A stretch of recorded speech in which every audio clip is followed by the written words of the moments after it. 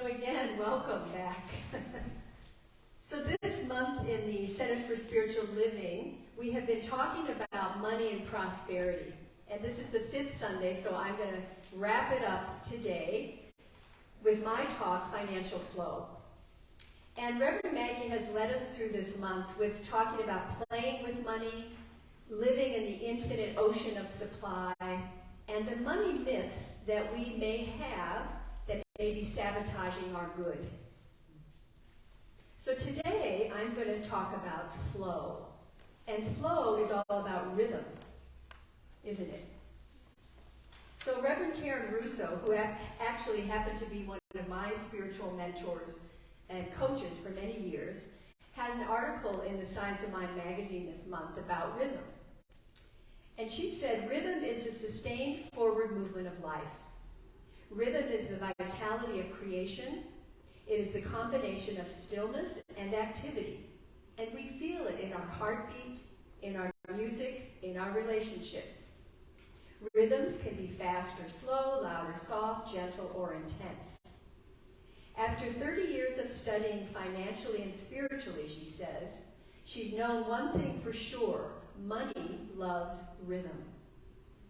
Traditionally, we may have thought of wealth or money accumulation as a result of effort, luck, hard work, privilege, magic, or manipulation. But that just isn't spiritually or financially accurate, she says. Spiritual money mastery is a state of being with an inspired consciousness of wealth and a healthy, high-minded, integrity financial experience of life. When it comes to living everyday wonder of spiritual reality in our finances, the law of circulation guides us. And we know about the law of circulation, the give and receive, right? It's also about, in the financial world, deposits and withdrawals. So have you ever experienced this? You go to an ATM and you punch in your code and it says insufficient funds. Or you give the waiter your card at a restaurant and they come back with an awkward look. I'm sorry, but our machine isn't accepting your card. Do you have another one? It's kind of embarrassing when you don't seem to have the money you thought was in your account. Anybody ever experienced that? Well, just imagine having a large amount of wealth, but living your whole life unaware of how much you have. Like a pauper. Living like a pauper instead of a king or a queen. What if you have everything you need for successful living in an account with your name on it? Yes. Great health, financial freedom, loving relationships, successful career.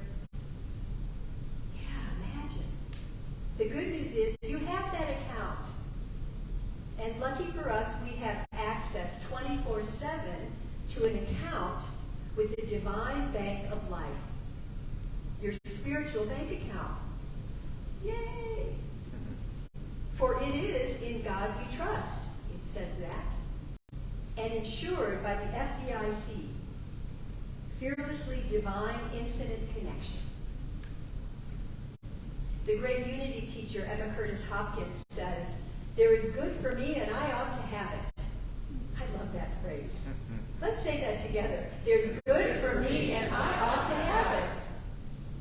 She said there's good for everyone and everyone ought to have their good. To seek this good, she says, we must turn away from the material to the spiritual, to truth, to the divine, to God, the God of your understanding. And she says that God is simply a name for good, health, abundance, truth, and life. Good is mine today. What if we made that claim? Just think about that. Good is mine today. Whatever that good is, because for each of us, it's so different, isn't it? So think of deposits and withdrawals for a moment. You put money in the bank so you can take it out, right?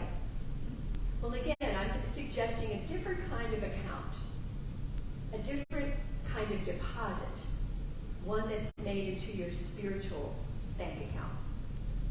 So this deposit includes all the good we offer to others, our anonymous giving, our kindness, random acts of kindness especially, our gratitude, our compassion for others, our willingness to understand, and our willingness to forgive.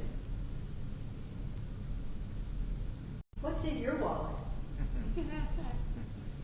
Good commercial. What are you depositing in your spiritual account? When we turn to the scriptures, we see this idea of deposit very clearly in the story of Abraham's servant, Rebekah.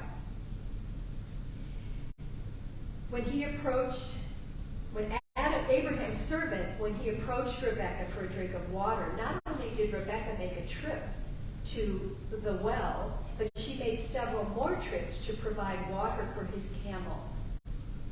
It was an act of kindness that turned Rebekah, a servant girl, into a woman who had servants of her own when she joined Abraham's family. The same way that God responded to Rebekah's goodness is the same way he responds to us. Give and it will be given to you. Good measure, pressed down, shaken together, running over, will be put into your lap.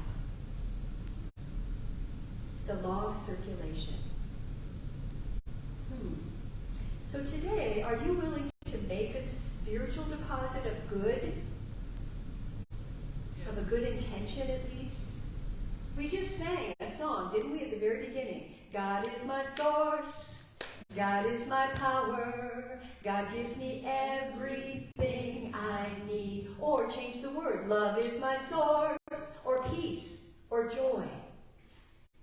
That's our supply. Good is mine today. Let's affirm that together. Good is mine today. So in Living the Science of Mind, our founder of Science of Mind, Ernest Holmes, has a whole chapter called Your Spiritual Bank Account.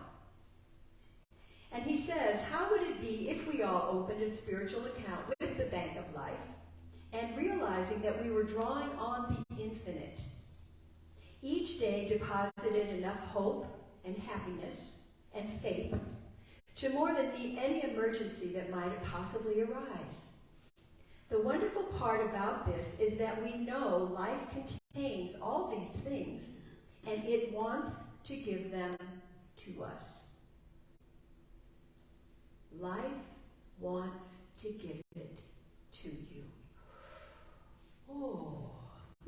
It is intended by the divine scheme of things that we should have them. We know we have to deposit money in the bank in order to draw checks. We know the money is in a safe place and that the checks will be honored, unless we overdraw the account. And there's one of the great secrets of nature.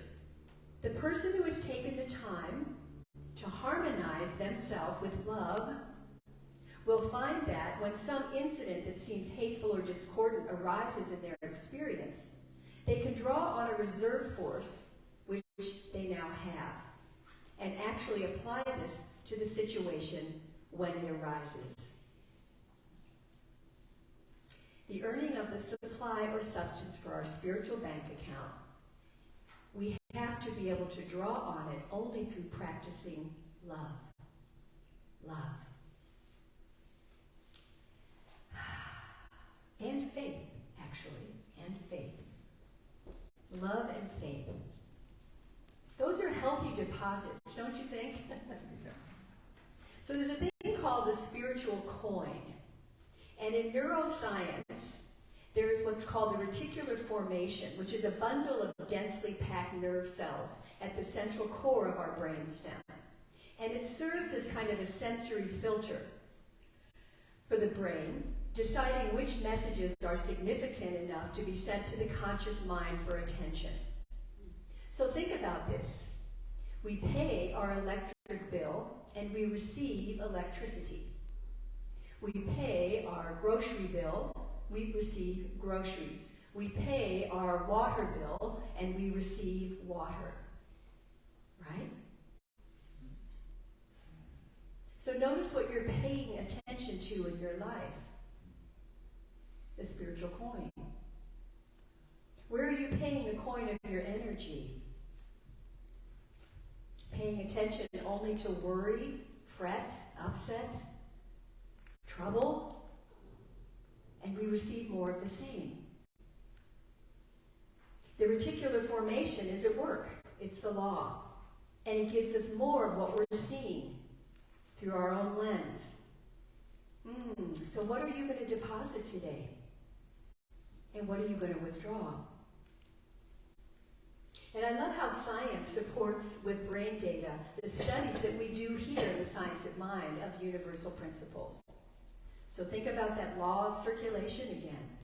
And paying the coin of attention to the good, the possibility and potential for a miracle, for the richness and abundance that is ever available. And guess what? We receive more of that in our own unique way. Where the mind goes, energy flows, Ernest reminds us. It's also called the law of correspondence, the law of mental equivalence. So ask yourself, what steps will I take to expand any area of restriction in my own thinking? Where am I paying a spiritual coin? Where can I shift my attention? Good is mine today. Let's affirm that again. Good is mine today. Yeah. So what are you also willing to receive? Our founder, Ernest Holmes, says we should always keep in mind that we are the beneficiaries of life. We don't put the chicken in the egg, nor the oak tree in the acorn. Rather, we take them out. We didn't create the divine presence or the law of good. We commune with the presence and we use the law. So how are you using the law? How are you doing? Because the results in our life are a real indication of what's going on the inside of us. That's something I've been teaching in this class, the mental equivalence. If we want something on the outside to change, it has to change from the inside. It has to.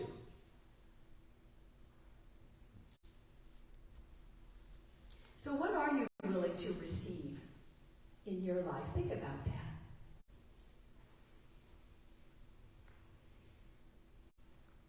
This week I invite you to ask yourself and journal about, where is my flow in good shape in my life? Where am I in the flow? And where can I use improvement? Because the flow is not only about money, it's about every aspect of our life.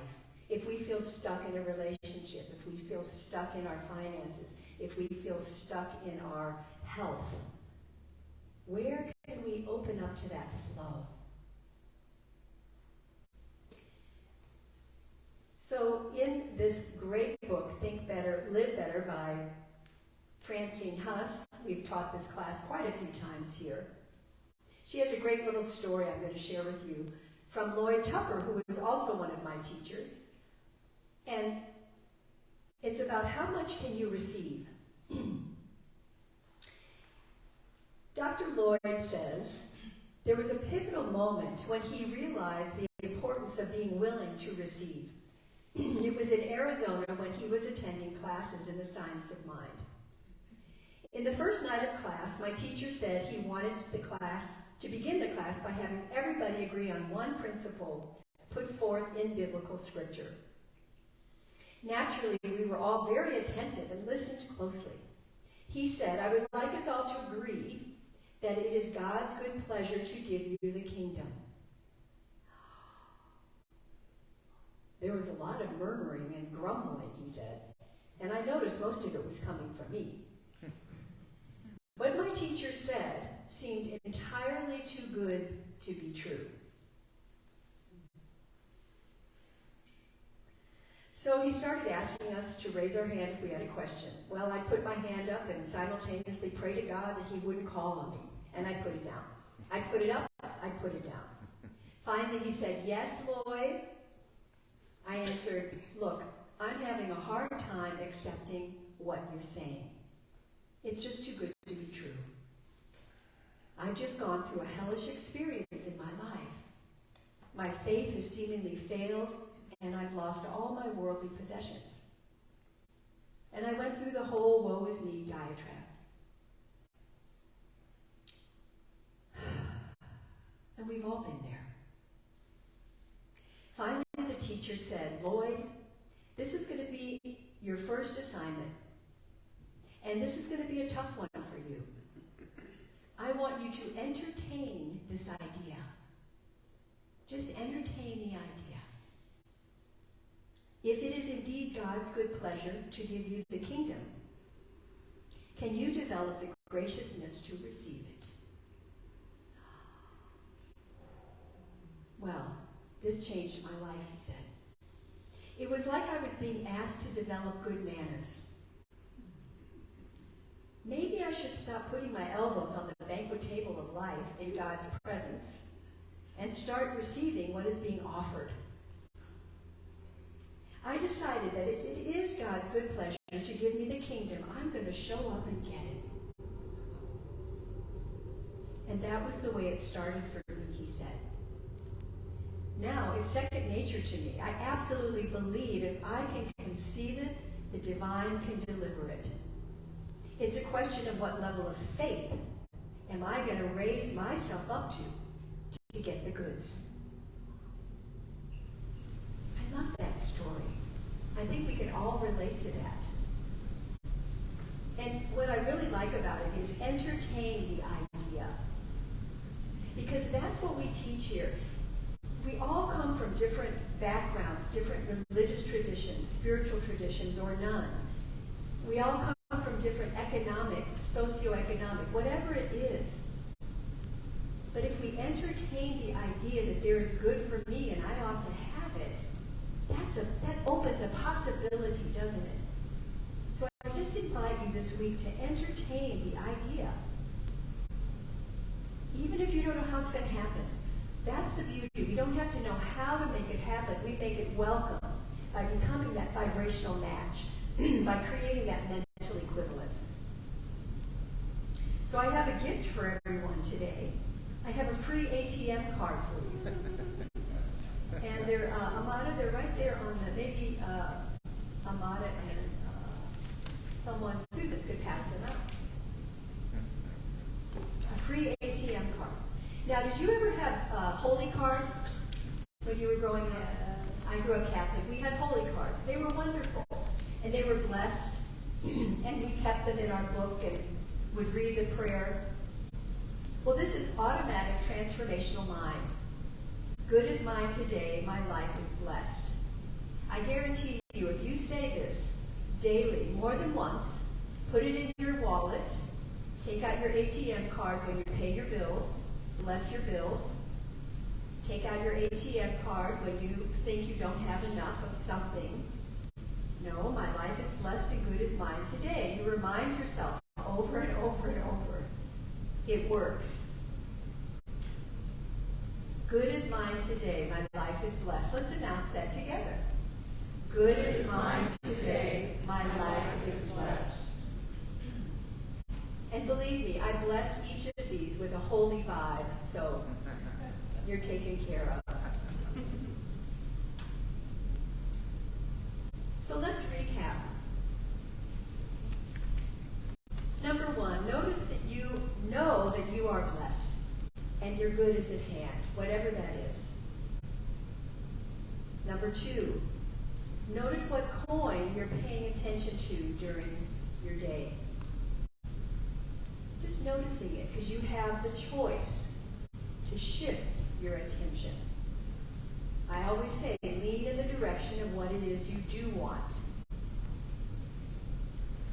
And three, know that you have everything you need for successful living in an account with your name on it. Just let it in. Let it in. Let it in. And when you let that in, that divine self, you open to your greater good in a magnificent way. I guarantee it. Or I'll give you your money back.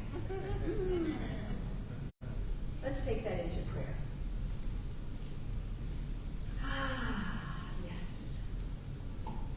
And so we just turn within for this moment of wonderful consciousness as we root into the faith in the one power, one presence, one infinite loving source, omnipotent, omnipresent, omniscient.